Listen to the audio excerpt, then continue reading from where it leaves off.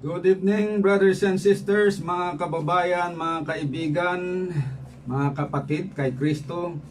Magandang gabi po sa inyong lahat na mga suki naming tagapakinig ng ating programang Ang Tinig ng Reformasyon dito po sa ating Gospel Radio 96.7. So, binabati ko po ang lahat na nakikinig ngayon sa ating programa. Welcome po kayong lahat at nawa po ay kayong lahat ay nasa mabuti at mapayapang kalagayan. Purihin natin ang Panginoon na mayroon pa tayong pagkakataon uli ngayon na makapag-aral ng sama-sama sa salita ng Panginoon. At binabati ko rin ang ating mga viewers sa Facebook. Nawa po ay marami kayo dyan na nag-aantabay at nabuksan na ninyo ang inyong mga FB para sama-sama po tayong mag-aral muli ng salita ng Panginoon. Sa ating pagpapatuloy mga kapatid ay makinig, manalangin po muna tayo bago tayo patuloy na makinig ng salita ng Diyos. Dakilang Diyos, sa kaitaasan po ng mga langit, pinupurit, pinapasalamatan po namin kayo sa gabing ito dahil sa pagkakataon na binigay mo na kami ay muling mag-aral ng inyong mga salita. Buksan po ang pangunawa ng bawat isa sa amin at nawa po ay protektahan mo at gabayan ang bawat isa sa amin.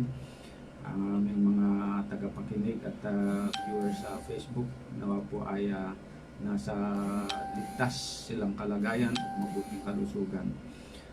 Patuloy mo nawa po kaming gabayan at iligtas dito sa nakakatakot na virus na pumipinsala ng maraming buhay. Patawarin mo rin ang aming mga kasalanan sa pangalan ng aming Panginoong Jesus. Amen. So, good evening muli. Welcome po sa ating pag-aaral. At ang ating paksa na tatalakayin ngayong gabi ay tungkol sa paggamit ng buong baluti ng Diyos upang manalo sa pakikibaka laban sa kasamaan o kasalanan. Okay, ito po ang paksa na ating pag-aaralan ngayong gabi, mga kapatid.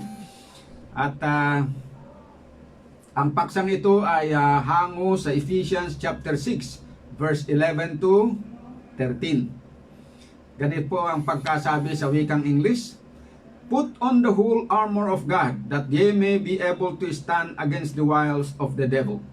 For we wrestle not against flesh and blood, but against principalities, against powers, against the rulers of darkness of this world, against spiritual wickedness in high places.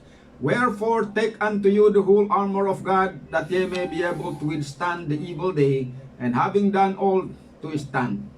Ayan, sa Tagalog, isuot ninyo ang buong baluti ng Diyos upang kayo ay makatayo laban sa mga lalang ng dyablo.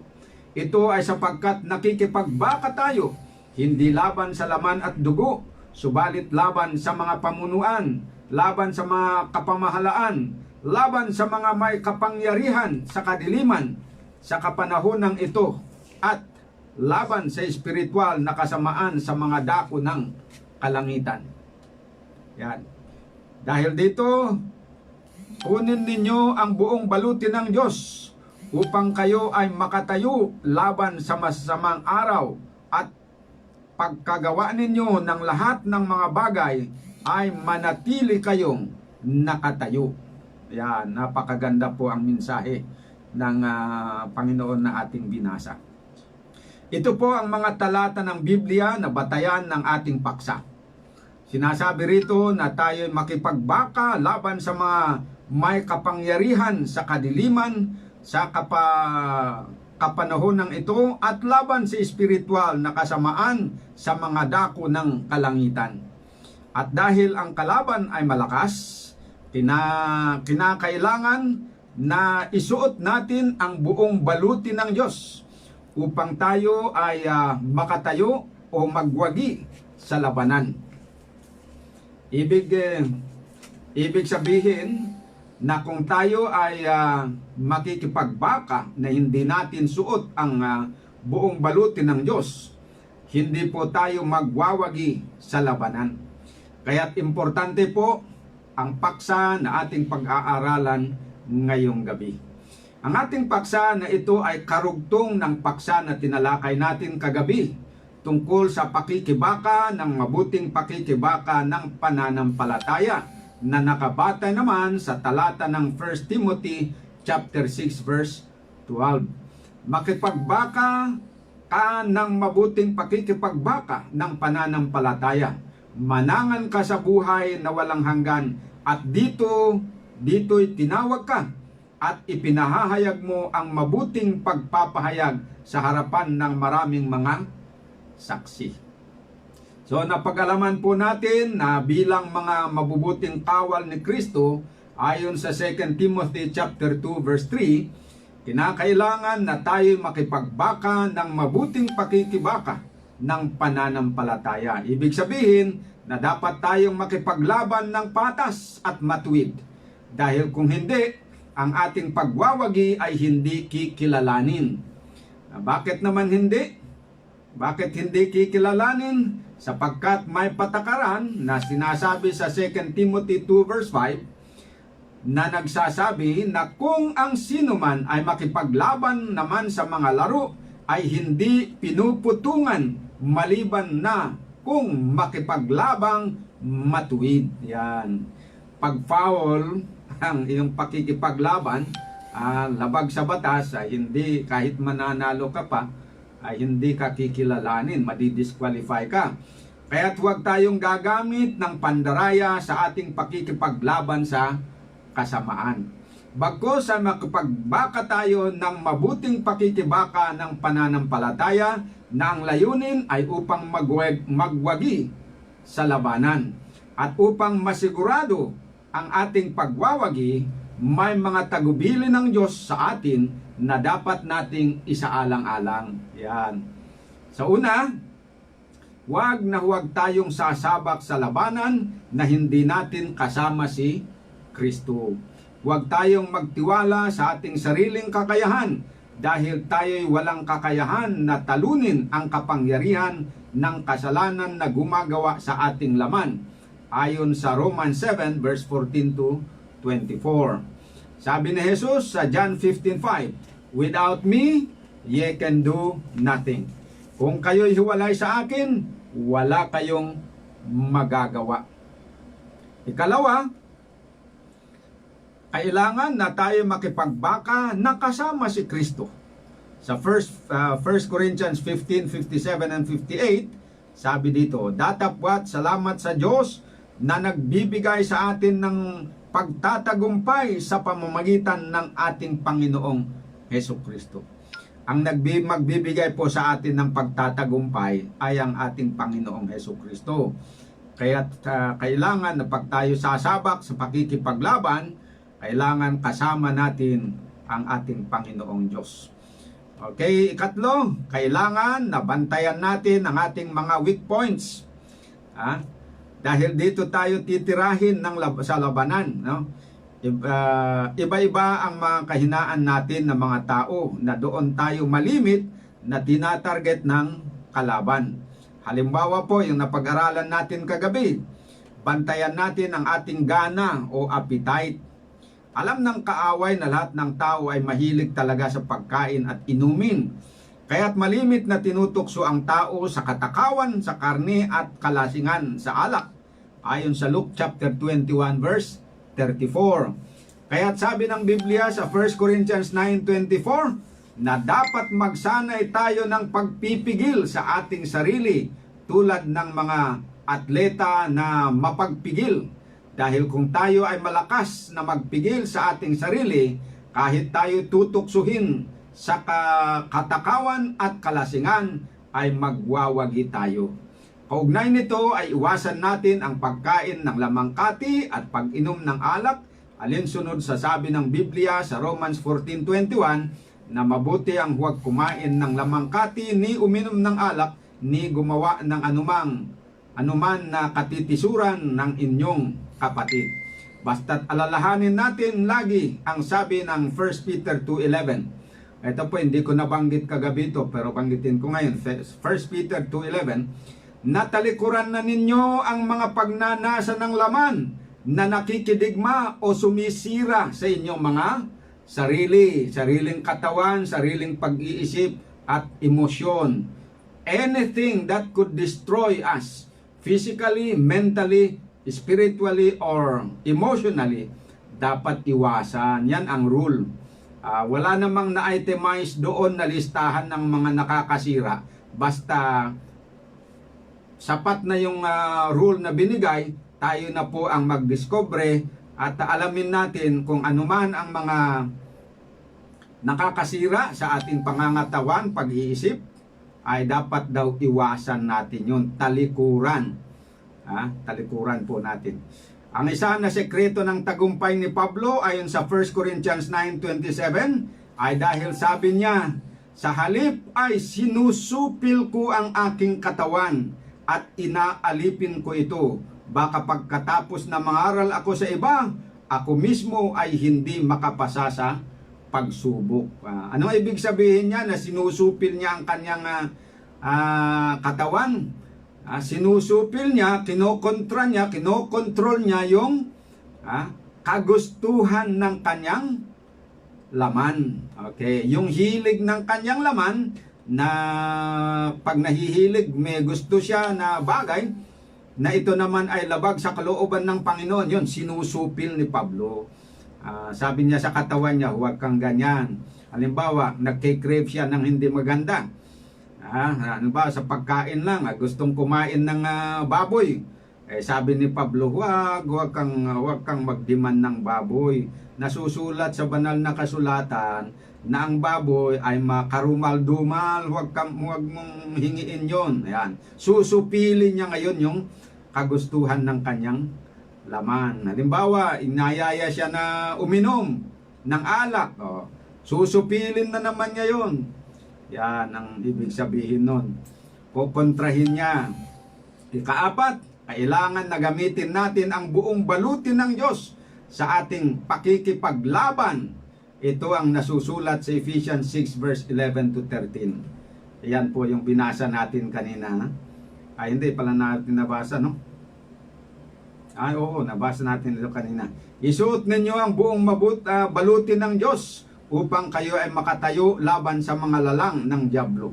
Ito ay sapagkat nakikipagbaka tayo, hindi laban sa laman at dugo, subalit laban sa mga pamunuan, laban sa mga kapamahalaan, laban sa mga may kapangyarihan, sa kadiliman, sa kapanahon ng ito, at laban sa espiritual na kasamaan sa mga dako ng kalangitan.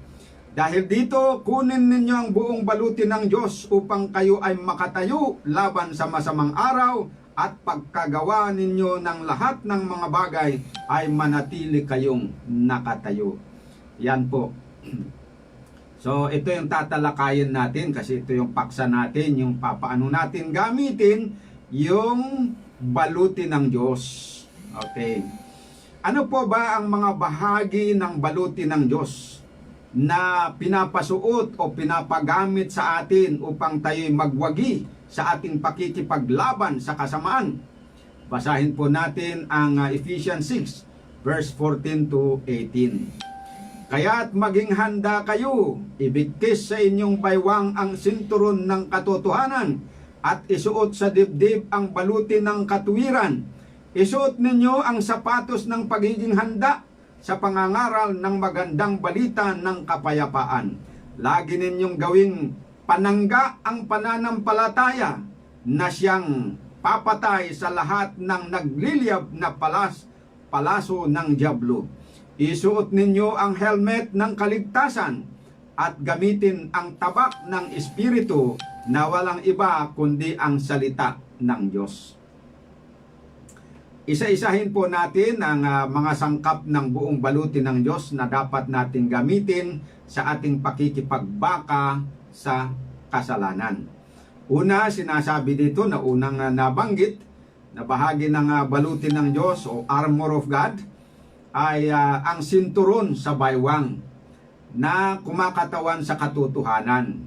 Ikalawa, yung breastplate, baluting pangdibdib na kumakatawan sa katuwiran. At number 3, sapatos na kumakatawan sa pagiging handa sa pangangaral ng magandang balita ng kapayapaan. Ika-4, panangga o shield na kumakatawan sa pananampalataya. At number 5, helmet na kumakatawan sa kaligtasan. At ang number 6, tabak na kumakatawan sa salita ng Diyos. So meron po ditong 6 na sangkap o bahagi ng baluti ng Diyos na pinapasuot sa atin ng mga Kristiyano o pinapagamit sa atin. Kailangan na pag-aralan natin ito at maging bihasa tayo o sanayin natin ang sarili natin kung paano natin gamitin ito. Dahil pinapagamit ng Panginoon ito sa atin. At ito daw ay malaking tulong para tayo po ay magtagumpay sa ating pakikibaka. Sabi nga, nagamitin na ninyo ito para kayo makatayo, makasurvive sa labanan. Dahil pag wala tayo, hindi natin gagamitin ito, ay nako, hindi tayo makatayo. Ibig sabihin, hindi tayo makasurvive sa labanan. So mayroon pong 6 na sangkap na ng buong baluti ng Diyos na pinapagamit sa atin upang masigurado na tayo ay magwawagi sa ating espiritual na pakikibaka. Talakayin po natin isa-isa at pag-aralan kung paano ito gamitin, sapagkat kahit nandyan na ang baluti ng Diyos na ibinigay sa atin, kung hindi naman natin alam kung paano gamitin ng maayos, hindi pa rin po tayo magwawagi, mga kapatid. So unahin nating talakayin itong dalawa, no? Unahin natin ang sinturon ng katotohanan at yung ika-6 gawin nating number 2 ngayon, yung tabak na kumakatawan sa salita ng Diyos. Dahil medyo parehas lang yun eh. Okay. Ang sabi ng verse 4 ay ibigkis sa inyong baywang ang sinturon ng katotohanan. Okay. Ibig sabihin na kailangan na kukunin natin ang sinturon ng katotohanan at ibigkis sa ating katawan. Ano ang tinutukoy dito na katotohanan at saan natin ito kukunin? Yan, ang ating tutuklasin. Ang katotohanan, mga kapatid, ay ang mga kautusan at mga salita ng Diyos na nasa Biblia. Basahin po natin ang patunay na ang kautusan ng Diyos ay katotohanan. Psalms 119 verse 142. Ang katuwiran mo ay walang hanggang katuwiran at ang kautusan mo'y katotohanan. Yan. Yan po, mga kapatid. Magagamit pala ito na sandata o kaya armor. Kaya yung mga ayaw sa kautusan, wala silang wala silang sinturon na gagamitin kasi ayaw silang ng kautusan. O kaya putol kasi salita ng Diyos pero binawasan nila ng kautusan, ayaw nila sa kautusan. So bawas. Kung bagay yung sinturon, pinutol mo yan, pag isisinturon mo, mahuhulog dahil hindi mo mahihigpitan eh. Umiksi na kasi. Ayan, mga kapatid. So basahin din natin ang patunay na ang salita ng Diyos ay katotohanan. Saan ba natin binasa yung kanina, no?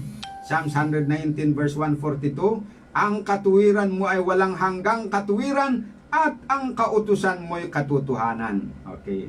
So dito tayo sa salita ng Diyos. John 17:17. Pakabalanalin mo sila sa katotohanan, ang salita mo'y katotohanan.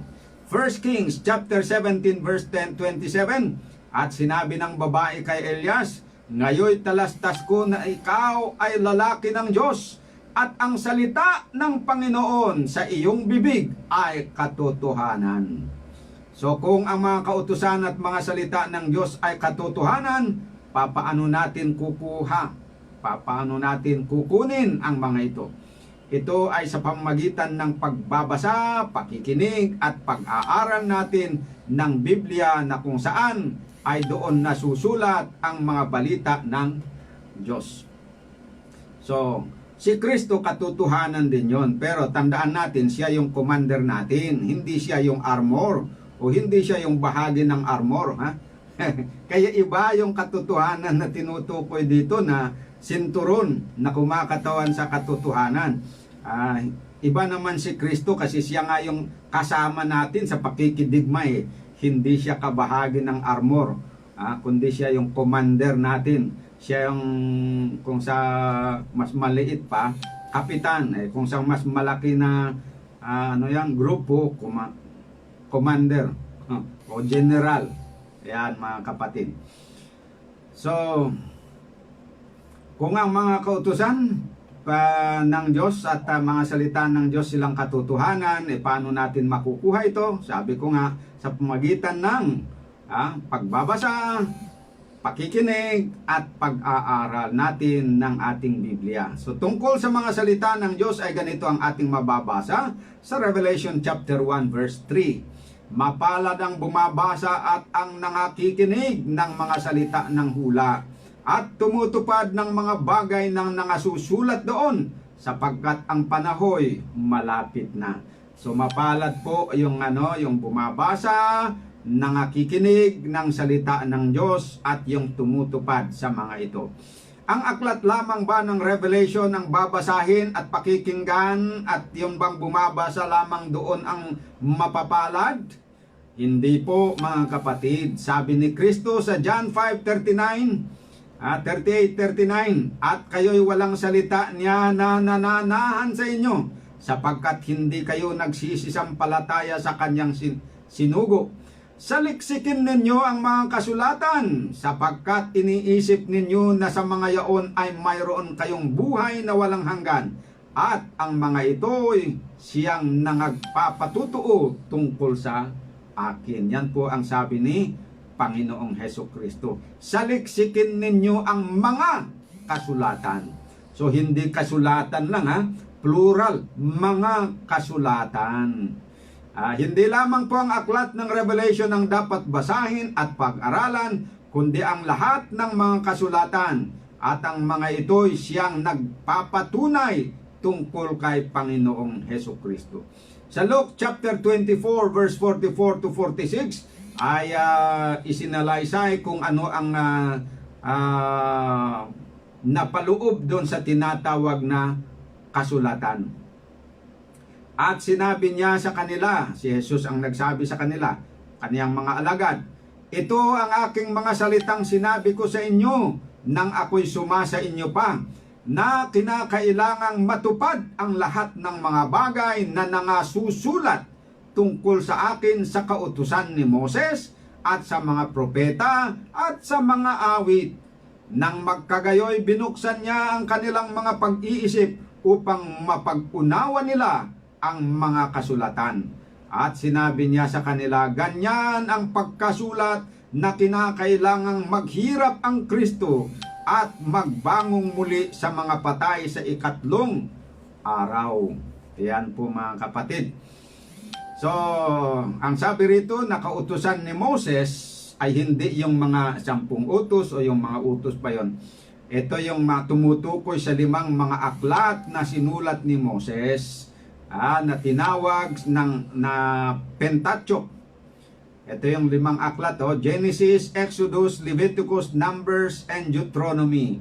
Ito yung tinatawag na the Book of the Law, or the Law of Moses na sinabi dito. Na doon daw nakasulat ang mga hula tungkol kay Jesus Christ. At yon ay nagpapatutuo tungkol kay Kristo. Yan. So, ang mga awit, yung binanggit naman dito na mga awit ay tumutukoy sa aklat ng mga awit na sinulat naman ni Haring David. At ang sinulat ng mga propeta ay yung mga ibang aklat na bumubuo sa tinatawag natin na Old Testament Scriptures na sinulat ng mga propeta gaya ni Daniel, Ezekiel, Jeremiah, Isaiah at iba pa. Sa time ni Christ, ang Old Testament pa lang ang tinutukoy na Scriptures dahil ang New Testament ay hindi pa nasusulat sa time na yan. Ito ang mga kasulatan na sabi ni Kristo na dapat natin nasaliksikin, meaning basahin, pakinggan at pag-aralan.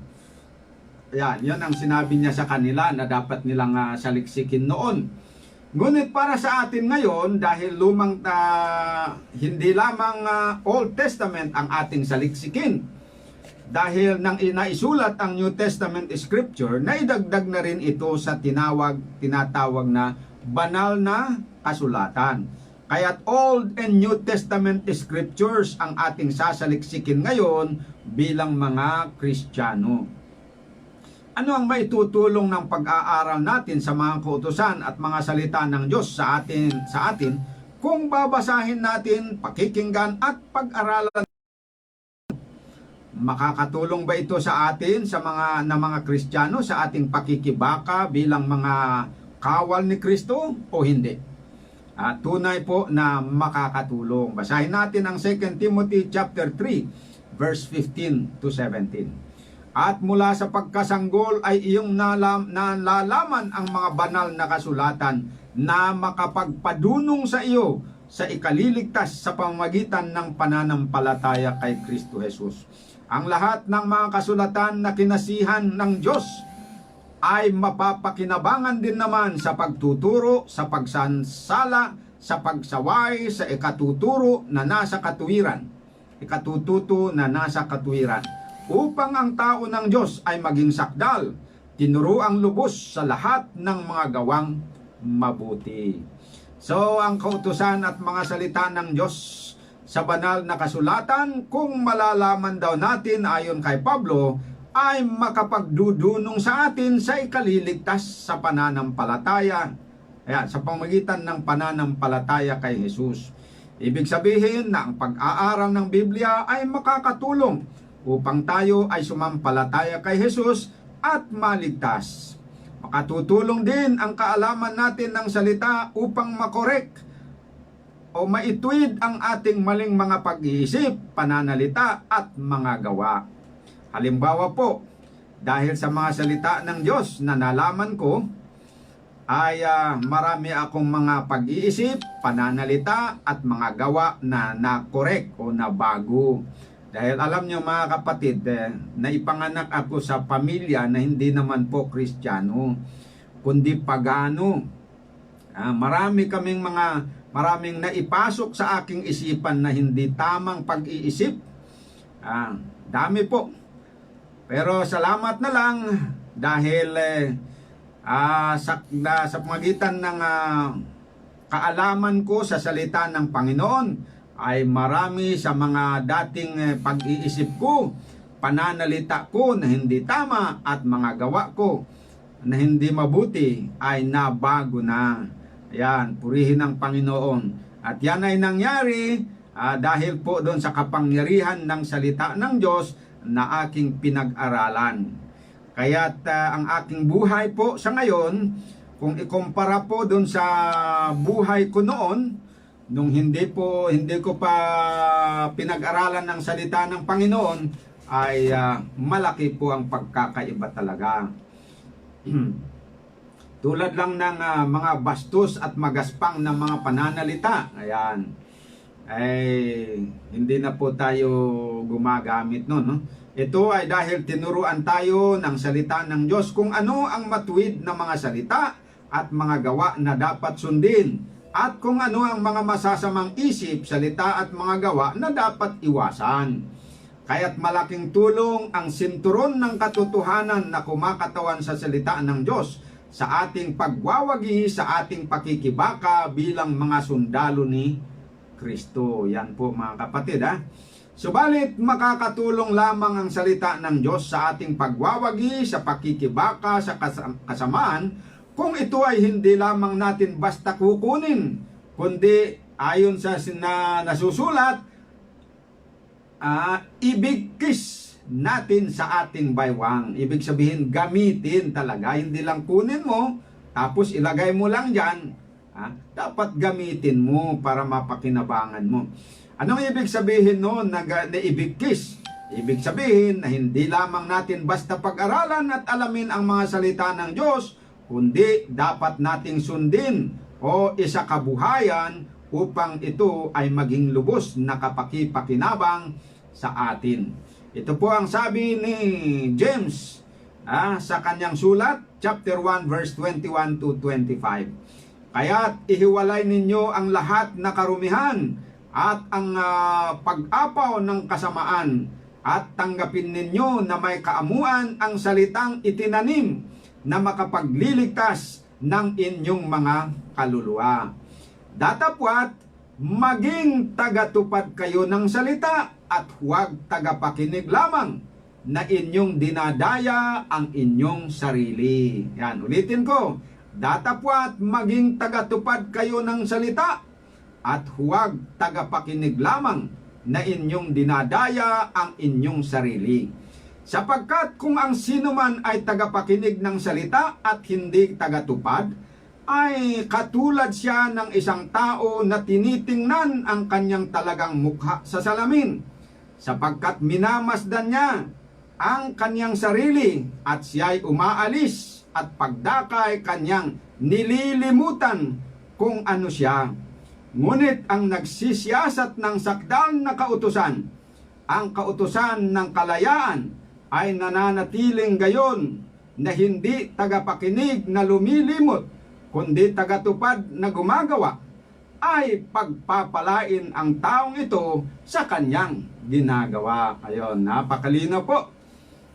Hindi lamang daw tayo maging tagapakinig, tagabasa, kundi tagasunod.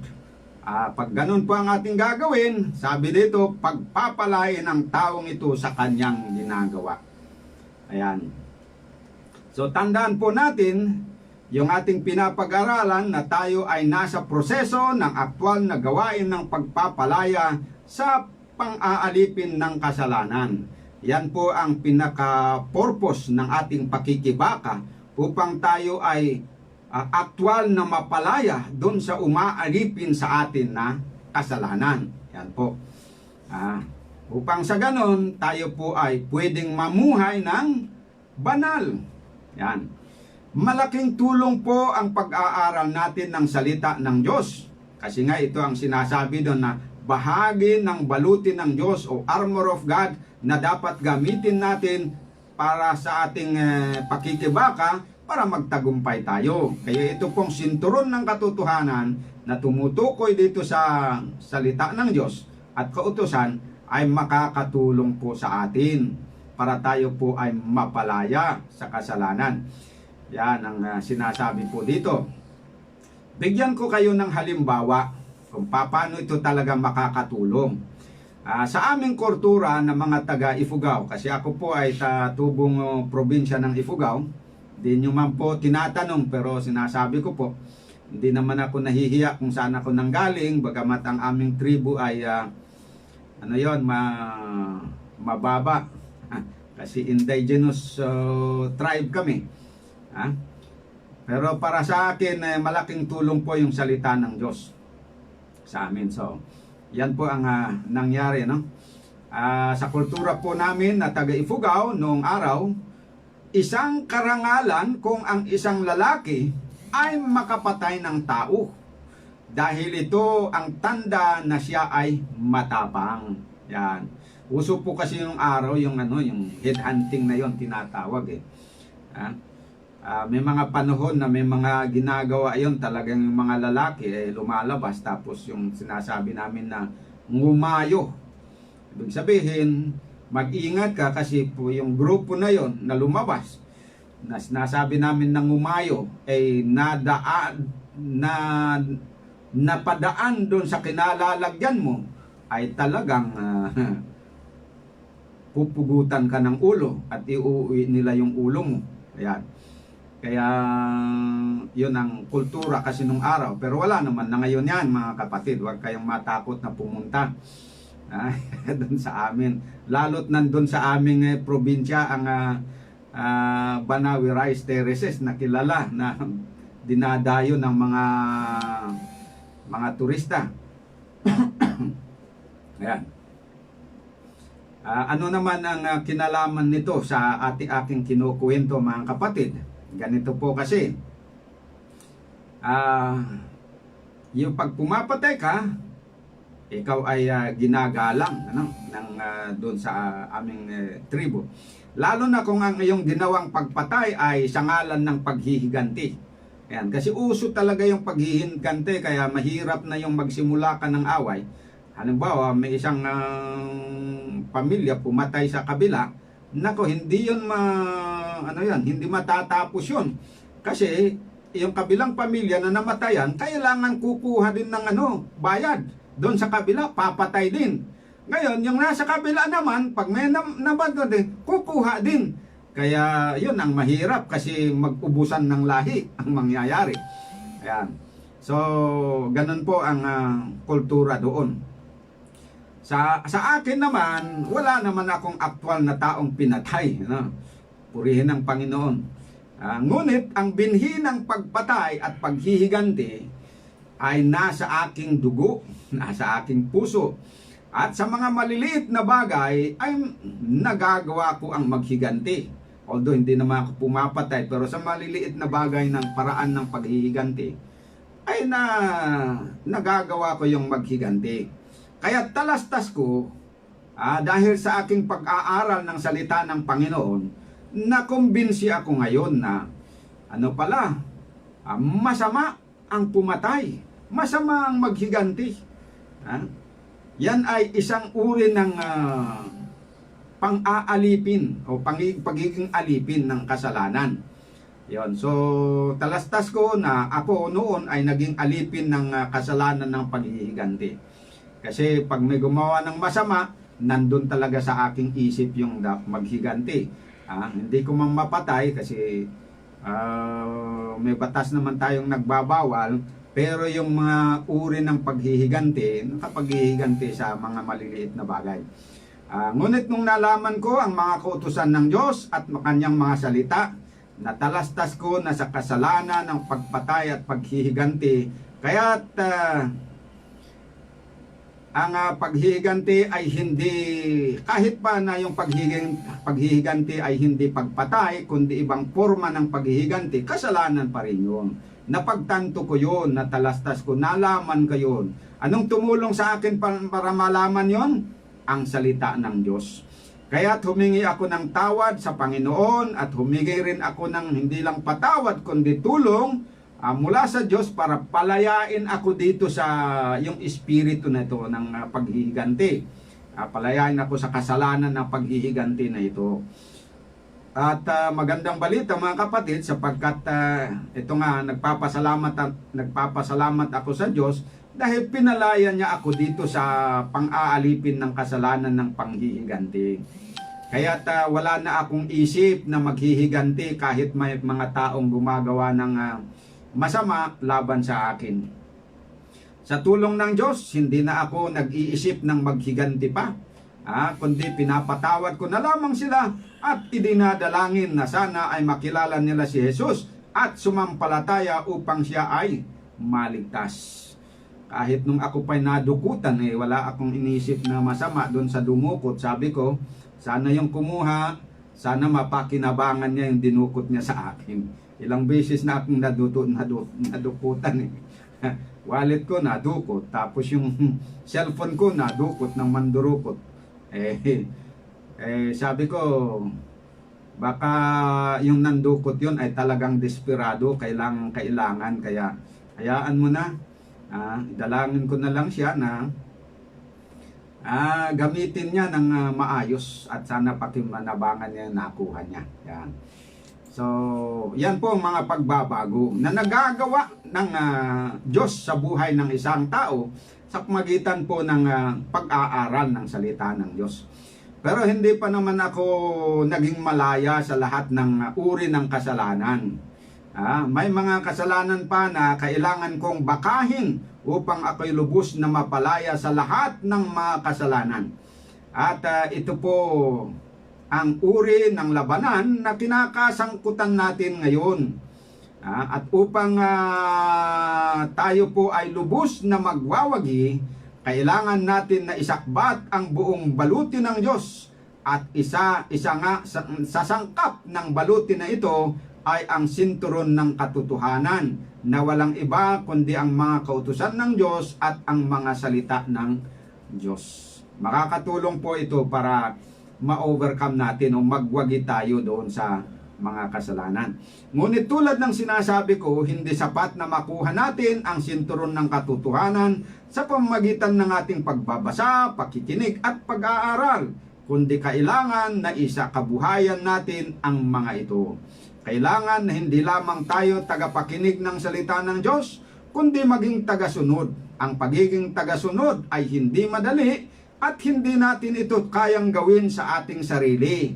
Kaya nga kanina yung pinag-aralan natin, huwag tayong sasabak sa labanan na tayo lang. Kailangan kasama natin talaga si Kristo sa pakikibaka. Kung gusto natin na magtagumpay at magwagi. Pero hindi man natin kaya sa ating sarili, huwag tayong mawalan ng pag-asa. Kung mayroon pa tayong kasalanan na hindi pa lubos na naiwasan at may mga kautusan pa ng Diyos na hindi pa natin lubos na sinusunod. Lumapit lamang tayo lagi sa Diyos at humingi ng tulong sa Kanya sa pamagitan ng panalangin. Yan. Alalahanin natin na ibinigay sa atin ang banal na Espiritu na siya ang nananahan sa ating puso ayon sa 1 Corinthians 3 verse 16. Sa tulong ng banal na Espiritu, ay palalakarin tayo na sumunod sa kanyang mga kautusan. Ito po ang sabi ng salita ng Diyos sa Ezekiel 36 verse 26. Basahin po natin. Bibigyan ko kayo ng bagong puso at bagong espiritu. Ang masuwayin ninyong puso ay gagawin kong pusong masunurin. Yan po ang pangako. Verse 27. Bibigyan ko kayo ng aking espiritu upang makalakad kayo ayon sa aking mga tuntunin at masunod ninyong mabuti ang aking mga utos.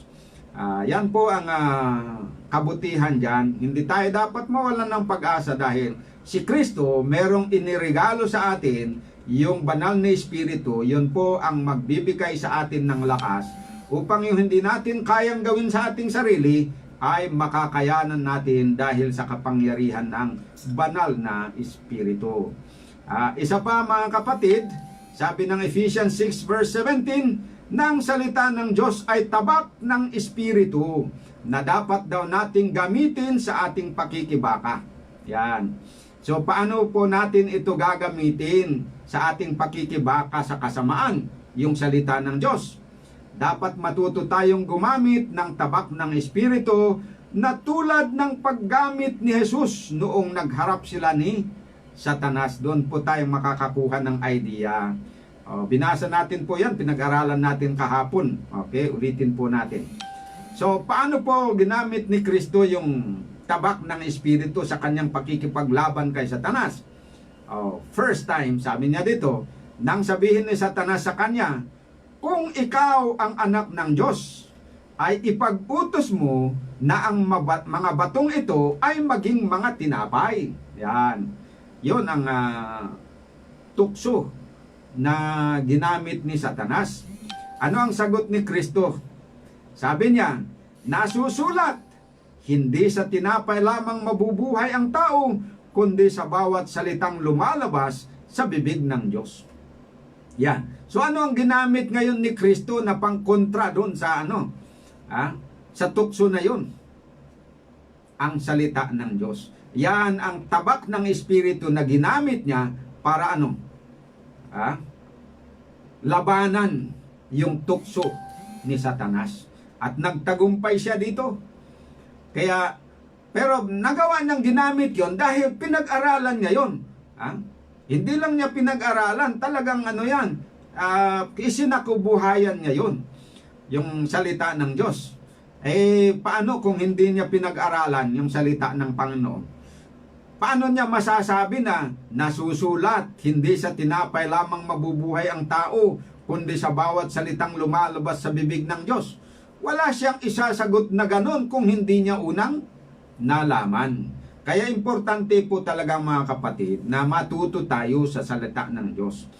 Kaya yun ang aking payo, aking nananawagan po sa atin lahat, mga Kristiyanong luma at mga baguhan, dapat po tayong masigasig sa pag-aaral talaga ng salita ng Panginoon. Dahil ito po yung sinturon ng katotohanan na kailangan natin sa ating pakikibaka. Ito rin po ang tabak ng Espiritu na kailangan din po natin sa ating pakikibaka ng kasamaan. Ngayon, kung wala tayong alam, para tayong sundalo na walang tabak, walang sinturon.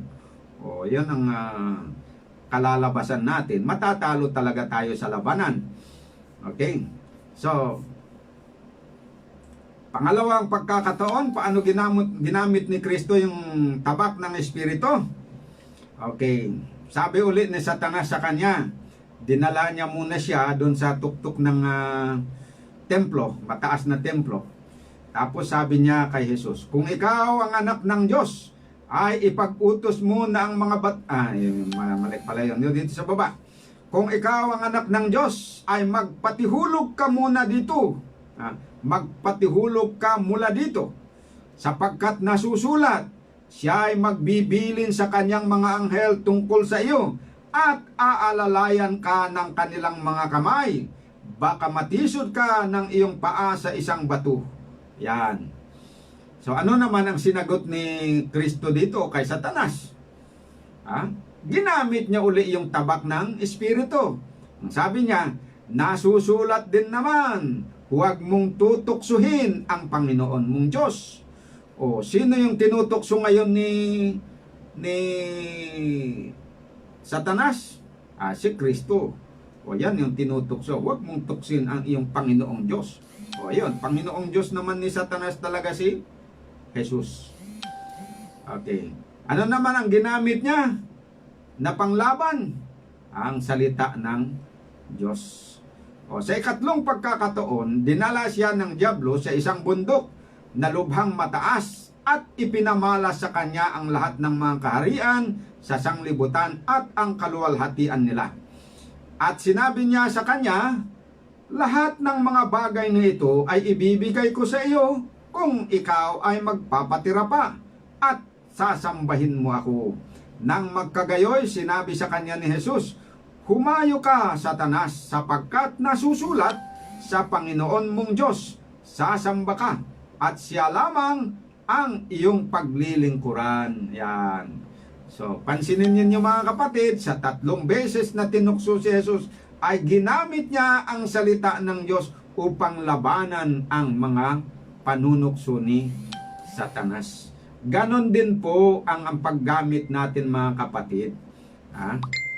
Gamitin natin ang salita ng Panginoon na sapagkat ito ang tabak ng Espiritu na bahagi doon sa buong baluti ng Diyos na pinapagamit sa atin.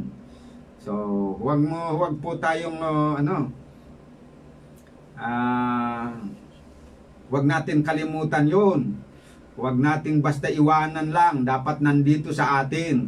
Araw-araw dapat suot-suot natin 'yon, yung salita ng Panginoon. Kaya dapat pag-aralan natin at aram natin kung paano natin gamitin.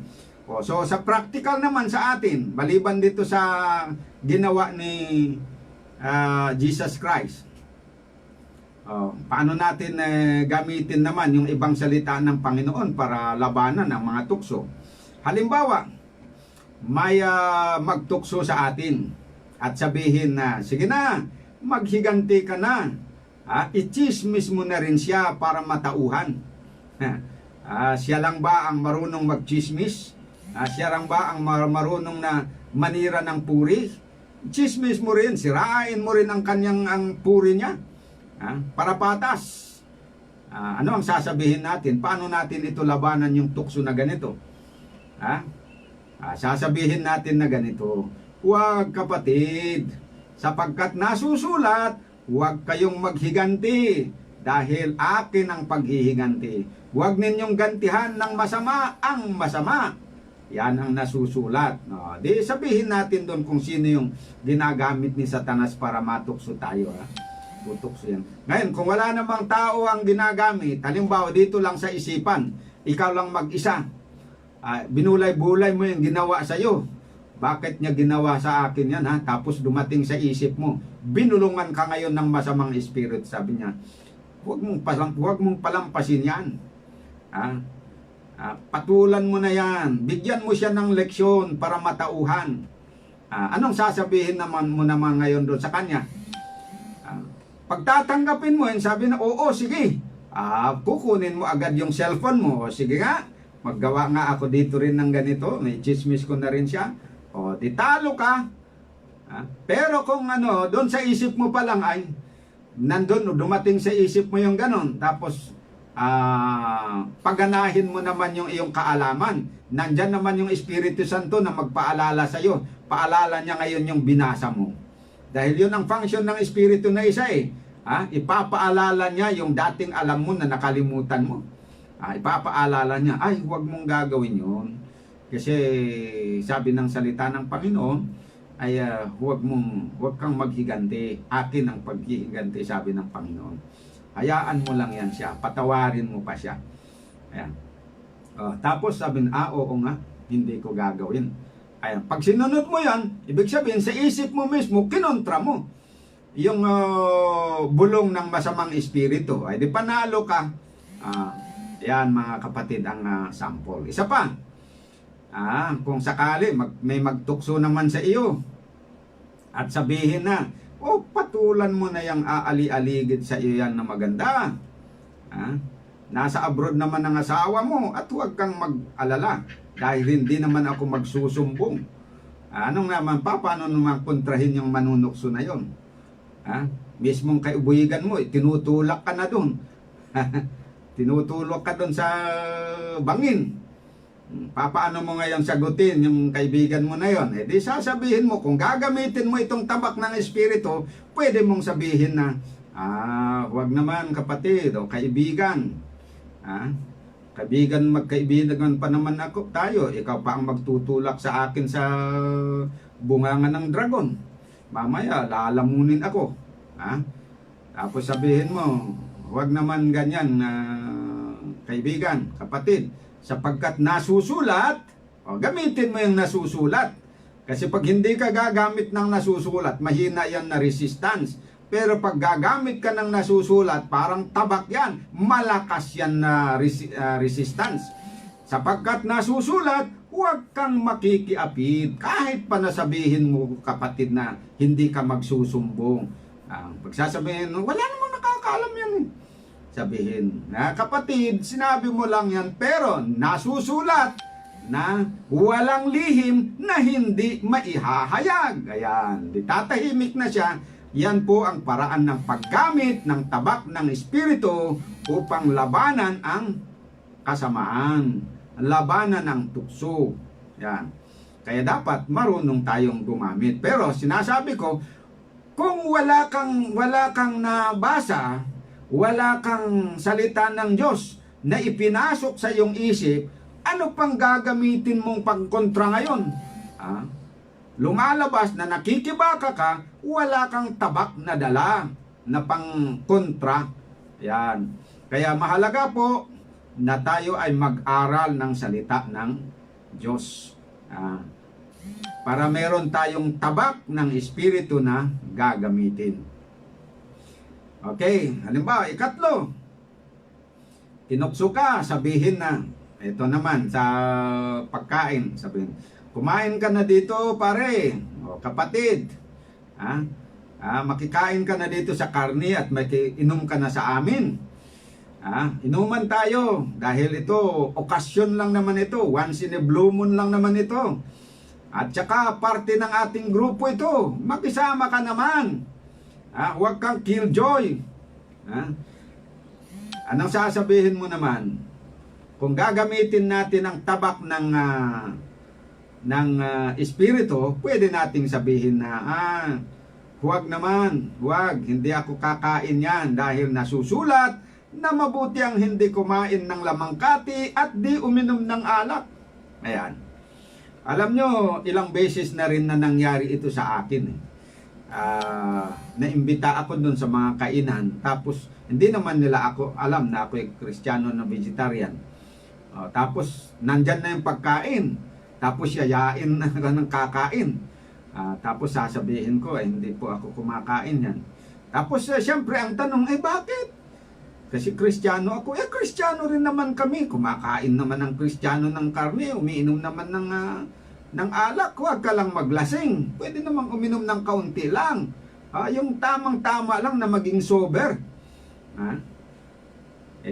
Sabi ko, hindi.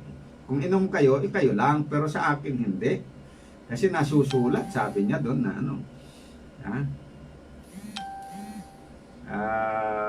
sa Romans chapter 14 verse 21 na sabi, mabuti ang hindi kumain ng lamangkati ni uminom ng alak. Yan ang mabuti. Gusto kong sumunod ng mabuti. Kaya huwag niyong masamain kasi itong ginagawa ko, mabuti ito.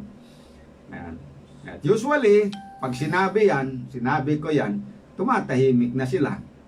Pero kung hindi ako mag-cite ng Bible, mag-reason out lang ako. Halimbawa, sasabihin, sige, kain lang kayo, medyo busog pa ako. Ay, nako, pilitin ka talaga pag gano'n ang sasabihin mo. Sabi lang, sige na, kaya kumain ka, kahit kaunti lang. Kasi mahina yung ginamit mo na pangontra.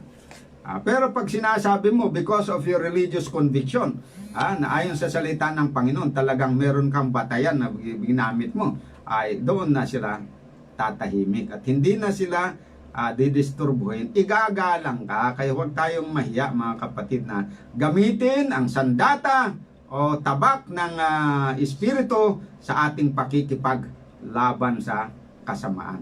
So ganyan po mga kapatid kung paano paggamit ng tabak ng espiritu sa ating pakikibaka sa kasalanan. Kaya may natutuhan na po kayo ngayon mga kapatid. So yung pong iba na bahagi doon ng armor, bukas na po natin tatalakayan yan. At paano naman natin gagamitin yung mga yun. Pangontra, paano kaya? Gagawa po tayo ng pag-aaral bukas at gagawin natin na practical kung paano natin gamitin yon para sa ating pakikibaka, para magwagi tayo doon sa mga tukso ng kaaway. Ayan. So abangan nyo po yan bukas. So ako'y nananawagan sa lahat po ng ating mga kapatid na nanunood at nakikinig ngayon sa ating programa, na huwag nating kalimutan talaga yung pag-aaral ng salita. Bigyan po natin ito ng panahon na makapag-aral. Huwag sasabihin na wala akong time na mag-aral. Pagsisisihan po natin yan pag wala tayong time na mag-aral. Kasi sabi nga, kung wala tayong time sa Panginoon, papaano kung dumating ang panahon na sasabihin din ng Panginoon na wala akong time para sa iyo? Sasabihin, meron pa namang patakaran na sinasabi sa Biblia na in whatever measure you met to others, it shall be measured to you again. Ibig sabihin, kung ano yung panukat na gagamitin mo sa iba, yan ang doon ka rin susukatin. Okay. Kung sasabihin mo ngayon na wala akong panahon sa iyo, sa inyong salita, baka gagamitin yun at sasabihin sa bandang huli, wala din akong panahon na makinig sa salita mo. Kahit sabihin na patas, pero tayo lang ang lugi mga kapatid. So habang ang panahon ng kaligtasan ay bukas pa, ay huwag na nating aksayahin ang ating panahon sa mga bagay na although kailangan natin sa ating pamumuhay dito sa lupa, pero dapat may limit naman. Bigyan naman natin ng time yung para sa spiritual na pangangailangan natin. Ayan mga kapatid. At sabi, dapat may personal na pag-aaral. Hindi lang yung magdepende tayo dun sa iba. Kaya bagamat kayo po ay gabi-gabi na nakikinig dito sa salita ng Panginoon, pero kailangan na mag-aral din kayo ng personal. Huwag lang magdepende dun sa inyong mga napapakinggan. Pero tama yon, ituloy nyo yung pakikinig nyo. Sabi nga doon ng binasa natin, mapalad yung bumabasa at yung nakikinig. Ay ngayon, nakikinig kayo.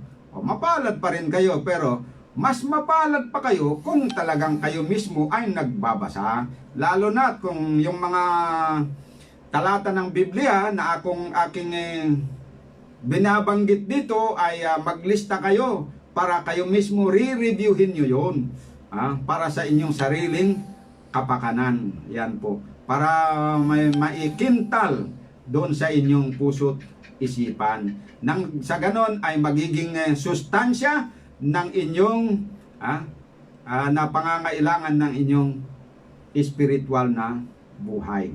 So dito po natin tatapusin ang ating programa ngayon. Magandang gabi sa inyong lahat at salamat sa pakikinig. Tayo po muna ay manalangin. Dakilang Diyos sa kitaasan po ng mga langit, maraming salamat po sa inyong pakikiisa sa amin. Maraming salamat po sa malinaw na pagtuturo niyo sa amin kung paano namin gamitin yung baluti na ibinigay mo sa amin, yung armor na ibinigay mo sa amin upang kami po ay manalo sa aming pakikibaka laban sa mga pamahalaan, pamamahala o may kapangyarihan ng espiritu na namamahala dyan sa kalangitan at dito sa lupa. Patawarin nyo kami sa anumang kasalanan namin na nagawa, lalo na sa akin kung meron akong nabitiwan na hindi tamang salita. Niyo po akong patawarin at ingatan po ang buhay ng lahat ng mga kapatid na nakikinig ng inyong mga salita. Ito ang aking samot dalangin sa pangalan ng Panginoong Hesus. Amen. So, magpapaalam po tayo sa ating programa. Bukas na naman po tayo magkita-kita o kaya magkasama-sama sa pag-aaral ng salita ng Panginoon. Good evening and God bless you. Sweet dreams to everybody.